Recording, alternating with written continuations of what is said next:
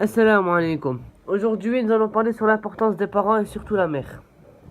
L'islam accorde une grande importance aux parents et surtout à la maman. Oui, les femmes ont aussi une valeur en islam, malgré les apparences que l'on veut lui donner. Le Très-Haut a dit: adorez Allah et ne lui donnez aucun associé. Agissez avec bonté envers vos pères et mères. Sourate 4, verset 36. Ibn Abbas radiallahu anhu a dit, c'est-à-dire leur faire du bien, être doux avec eux, ne pas les gronder, ne pas les fixer des yeux, ne pas hausser le ton en leur parlant et se comporter à leur égard comme l'esclave devant son maître. Le Très-Haut a dit, et ton Seigneur a décrété, n'adorer que lui, et marquer de la bonté envers les pères et mères. Si l'un d'eux ou tous deux doivent atteindre la vieillesse auprès de toi, alors ne leur dis point fille, et ne les brusque pas, mais adresse-leur des paroles respectueuses. Et par miséricorde, abaisse pour eux l'aile de l'humilité. Et dis, ô mon Seigneur, fais-leur à tous deux miséricorde, comme ils m'ont élevé tout petit.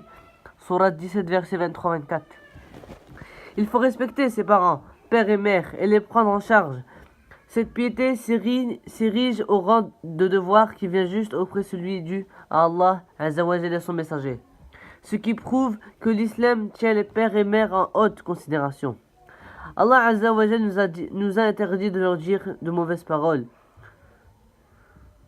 Il nous a interdit de les gronder. Au contraire, il faut leur parler doucement en leur tenant un langage aimable. Un homme vint chez le messager d'Allah et lui dit: ô messager d'Allah, quel est celui qui mérite le plus que je lui tienne compagnie? Il dit: ta mère. Il dit: et qui encore? Il dit: ta mère. Il répéta: et qui encore? Il dit: ta mère. Il répéta de nouveau: et qui encore? Il dit: ton père. Rapporté par Al-Bukhari et Muslim. Le prophète a recommandé à l'homme sa mère 3 fois de suite, ce qui reflète le privilège de la mère et la place honorable de la femme musulmane.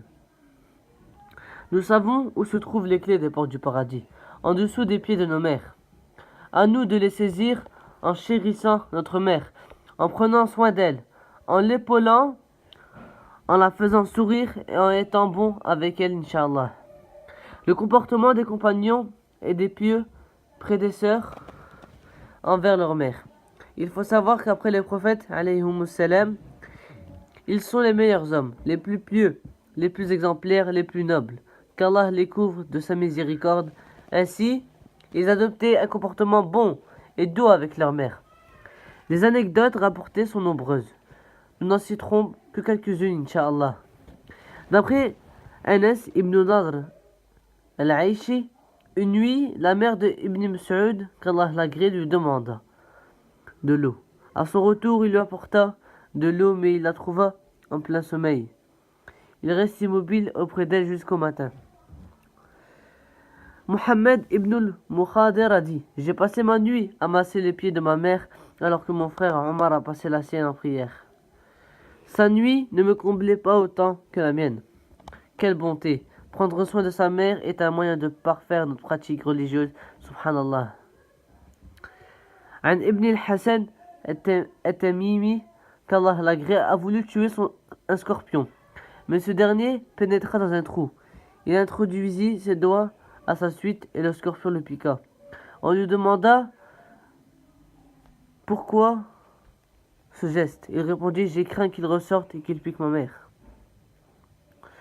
Il faut suivre l'exemple des compagnons et des pieux prédécesseurs, qu'Allah les agrée, pour leur droiture, leur bonté et leur bienfaisance envers leur mère. Masha'Allah. Aqulu qawli hada wa assalamu alaykum.